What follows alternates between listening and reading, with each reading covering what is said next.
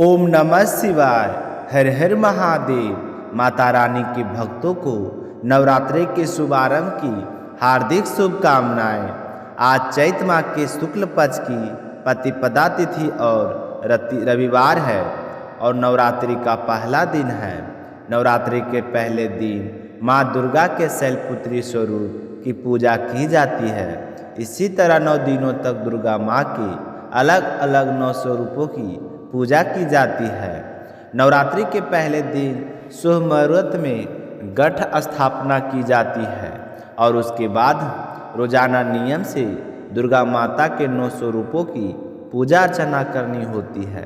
माना जाता है कि नवरात्रि का व्रत और दुर्गा माता की पूजा करने से हमारे सारी मनोकामनाएं पूरी होती है।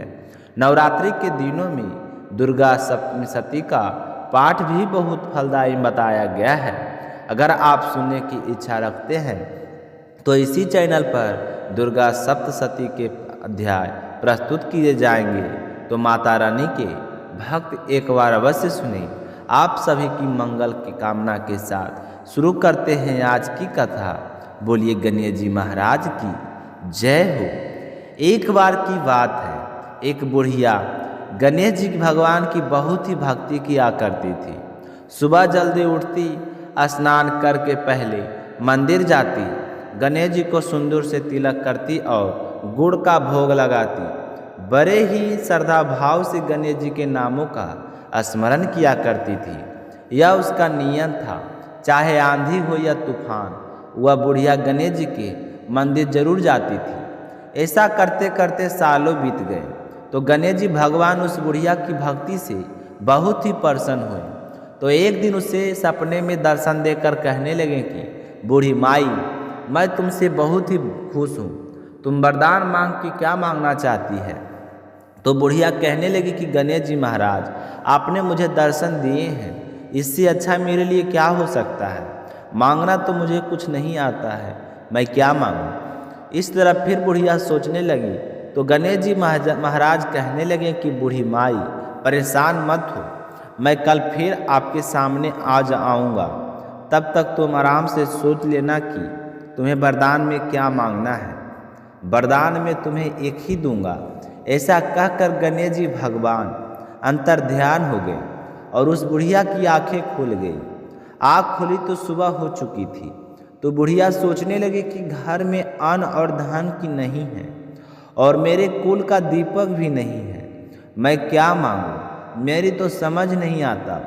तो इस तरह सोचते हुए बुढ़िया ने अपने पुत्र को बुलाया और पूछा कि बेटा, मुझे गणेश जी रात में सपने में दर्शन दिए थे और बोल रहे थे कि मैं तुम्हारे पूजा पाठ से बहुत ही प्रसन्न हूँ, मैं तुम्हें एक वरदान देना चाहता हूँ, मांगू, क्या मांगती हो। तो मुझे तो समझ में नहीं आया कि मैं क्या मांगूं। बेटा तू बता दे कि मुझे क्या मांगना चाहिए। तो बुढ़िया का पुत्र कहने लगा कि माँ, तुम गणेश जी से बहुत सारा धन दौलत मांग लो, हमारी गरीब भी दूर हो जाएगी, तो हमें सब कुछ मिल जाएगा। लोगों को देखो कितने ऐसो आराम से रहते हैं, हमारे भी सपने पूरे हो जाएंगे। तो बेटे की बात सुनकर बुढ़िया ने बहू को आवाज़ लगाई। तो बहू आई और सासू माँ से पूछने लगी कि माँ जी, कहिए क्या बात है, आपने मुझे किस लिए बुलाया है। तो उसकी सास कहने लगी कि बेटा, रात में मुझे सपने में गणेश जी भगवान ने दर्शन दिए हैं और वह कह रहे हैं कि मैं तुम्हें वरदान देना चाहता हूँ। मेरी तो समझ में नहीं आता है कि मैं क्या मांगूँ।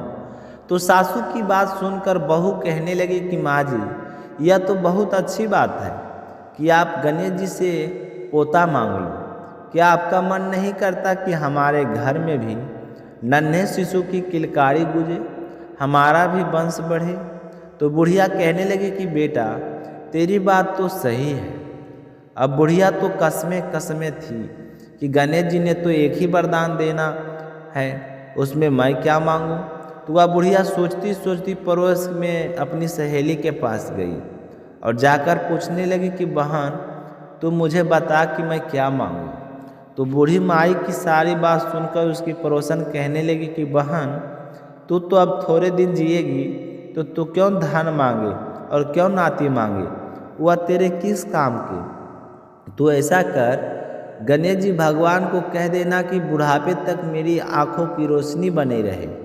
आदमी बूढ़ा हो जाने के बाद अपनी रोशनी खो देता है और आँखों के बिना तो जीना बहुत ही कठिन है। बेटा बहू तो अपने सुख की चीज़ें मांग रहे हैं, लेकिन मुझे तो लगता है कि पूजा पाठ तुमने की है तो तुम्हें अपने लिए कुछ मांगना चाहिए। तो बुढ़िया को तीनों की बातों ही सही लगी, लेकिन दुविधा यह थी कि गणेश जी ने तो केवल एक ही वरदान देने की बात कही थी। तो बुढ़िया ने अपने मन में कुछ विचार किया और सो गई। गणेश जी ने बुढ़िया के सपने में दर्शन दिए और कहा कि बूढ़ी माई वरदान मांगो। तो बुढ़िया कहने लगी कि प्रभु, मुझे तो और तो कुछ नहीं चाहिए, मेरी तो एक ही इच्छा है कि मैं अपने पोते को सोने की थाली में सोने के चम्मच से भोजन करता हुआ देख सकूं। तो बुढ़िया की बात सुनकर गणेश जी मुस्कुराते हुए कहने लगे कि मैया, तू तो बोल रही थी कि मुझे मांगना ही नहीं आता, लेकिन तूने तो मुझे ठग लिया। तूने तो एक ही वरदान में अपने लिए आंखें, धन और पोता तीनों चीज़ मांग लिए। आंखें होगी तभी तो देख पाओगी, धन होगा तभी तो पोता सोने की थाली में भोजन करेगा, और तुमने तो बहुत ही चतुराई से एक ही वरदान में सारी चीज़ें मांग ली। मैं तुम्हारी भक्ति और बुद्धिमानी से बहुत ही प्रसन्न हूँ। जैसा तुमने वरदान मांगा है वैसा ही फल तुमको प्राप्त होगा। ऐसा कहकर गणेश जी भगवान अंतर ध्यान हो गए और बूढ़ी माई को जैसा मांगा था वैसा सब कुछ मिल गया, और बेटा भी खुश, बहू भी खुश। बेटा बहू को खुश देखकर बुढ़िया और भी ज़्यादा खुश हो गई। कभी भी मनुष्य को यह नहीं सोचना चाहिए कि मेरी उम्र बीत चुकी है, अब मैं धन का क्या करूँगा, अब मैं कोई काम क्यों करूँ, मुझे काम करने की कोई आवश्यकता नहीं। ऐसा मन में कभी नहीं लाना चाहिए। जब तक जिंदा है हमें अपने परिवार, अपने लिए कुछ ना कुछ करते रहना चाहिए। घर का बुजुर्ग सदस्य घर की चार दीवारी होता है।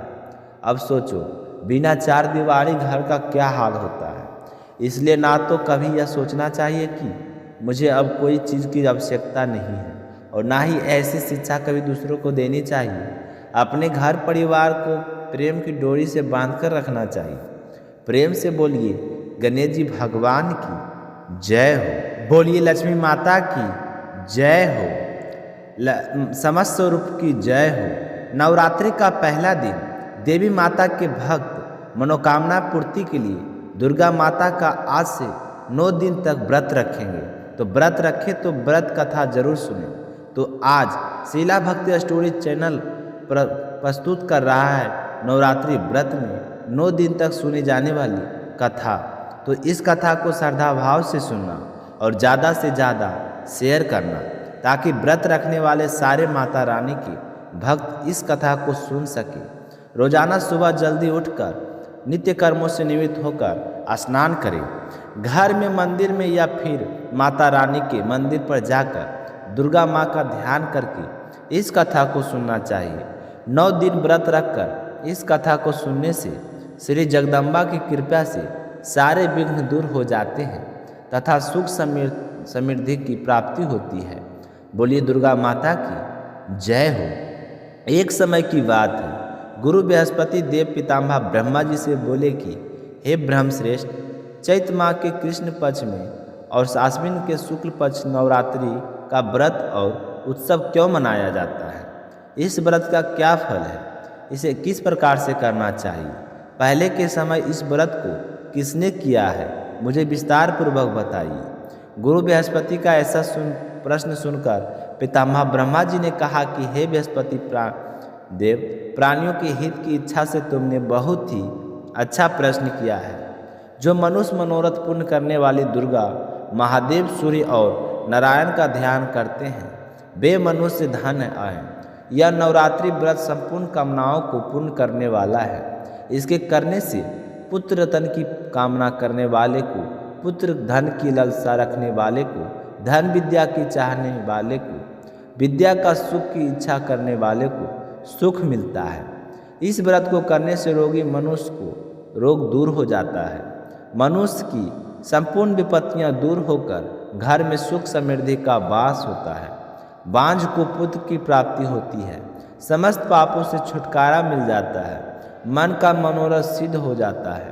जो मनुष्य नवरात्रि व्रत को नहीं करता वह अनेक दुखों को भोगता है और अनेक कष्ट व रोगों से पीड़ित रहता है।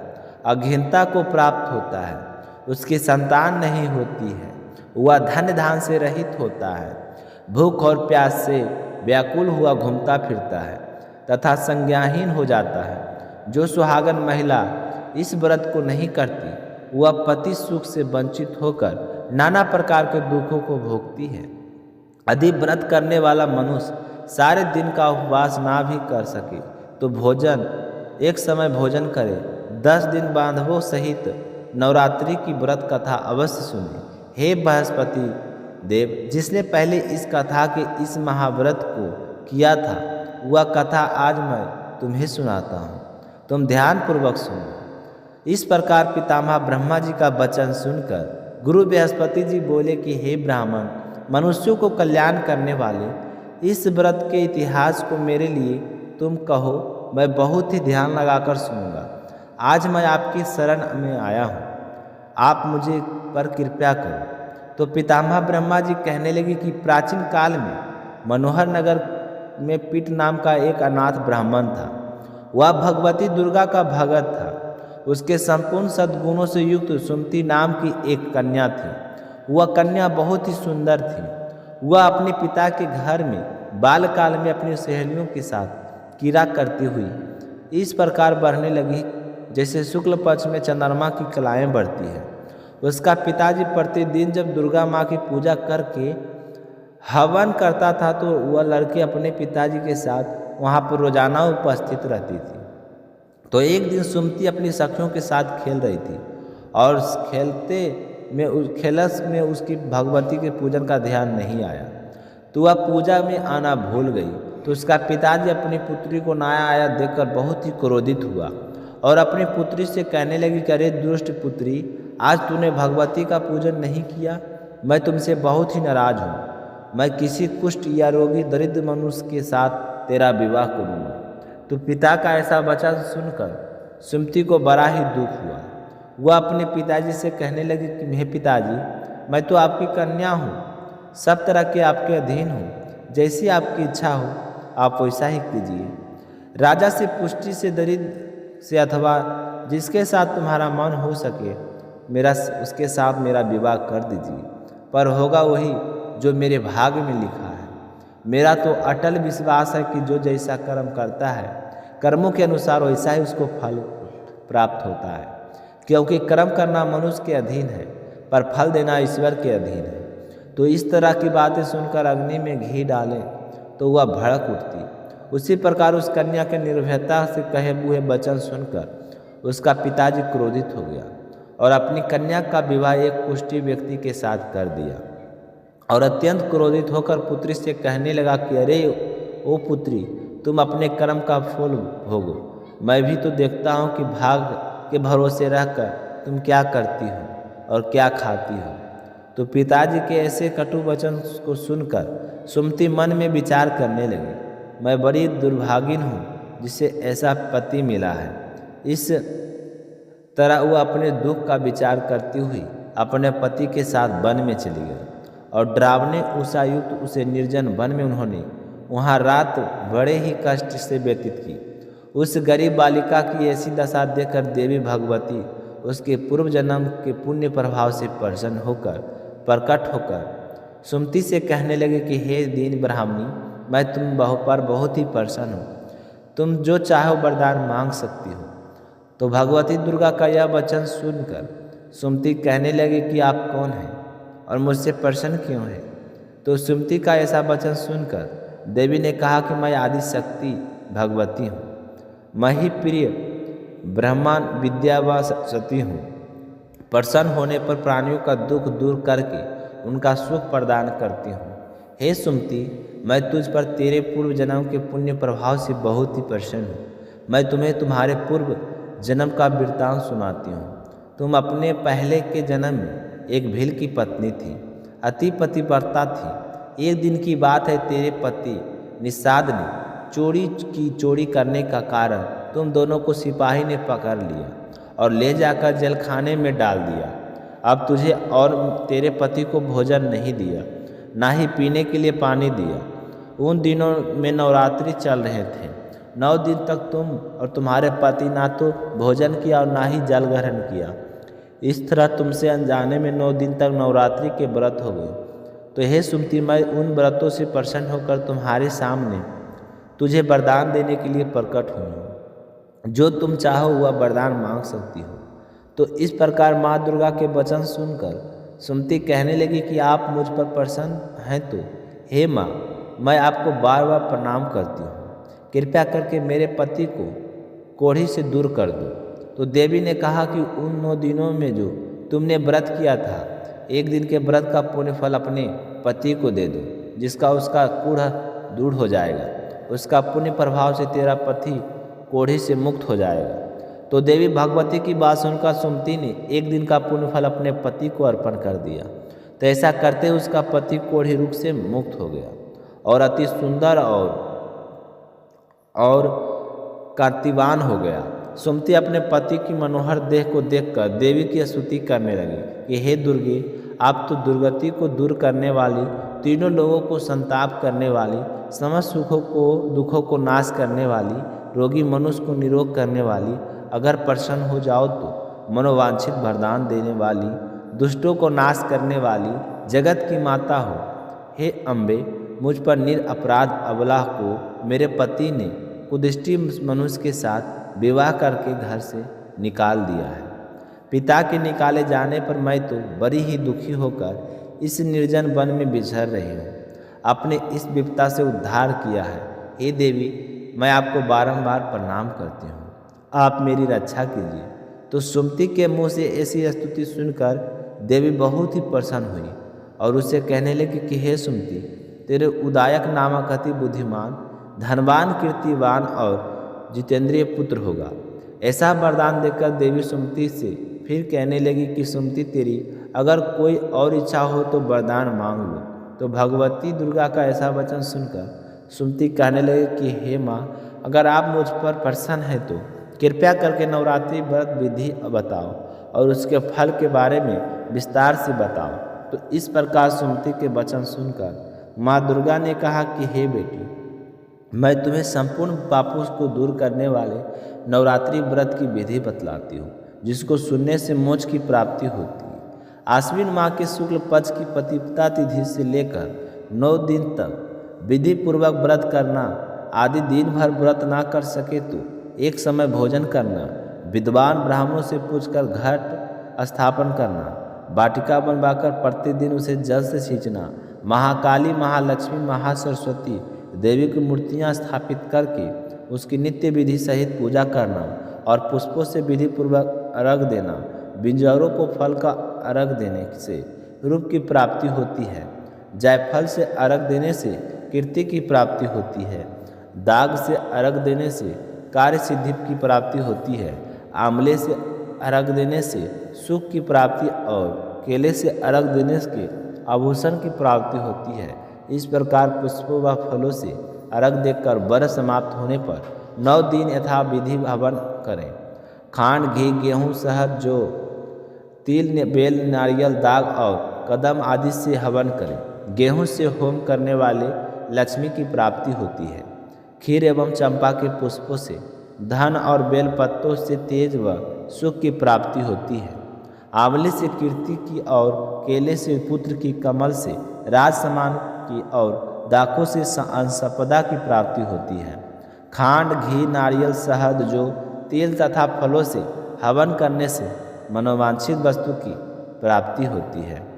व्रत करने वाला मनुष्य इस विधि विधान से होम करके पंडित को अत्यंत निर्ममता के साथ प्रणाम करे और अर्घ की सिद्धि के लिए उसे दान दक्षिणा देकर इस प्रकार बताई हुई विधि के अनुसार जो व्यक्ति व्रत करता है उसके सारे मनोरथ सिद्ध होते हैं।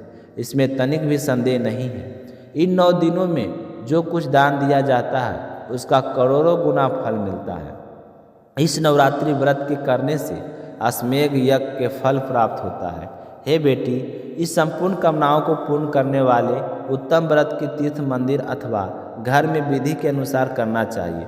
तो पितामह जी कहने लगे कि हे बृहस्पति, इस प्रकार स्तुति को व्रत की विधि और फल बतलाकर देवी अंतर ध्यान हो गई। जो मनुष्य या स्त्री इस व्रत को विधि पूर्वक करता है वह इस लोक को सुख प्राप्त करके अंत में दुर्लभ मोक्ष को प्राप्त होता है। हे बृहस्पति देव, यह इस दुर्लभ वर्ग का महात्म जो मैंने तुम्हें सुनाया है, यह सुनकर गुरु बृहस्पति जी आनंद से फलफुलित हो उठे और पितामह ब्रह्मा जी से कहने लगे कि हे ब्राह्मण, आपने मुझ पर अति कृपा की है।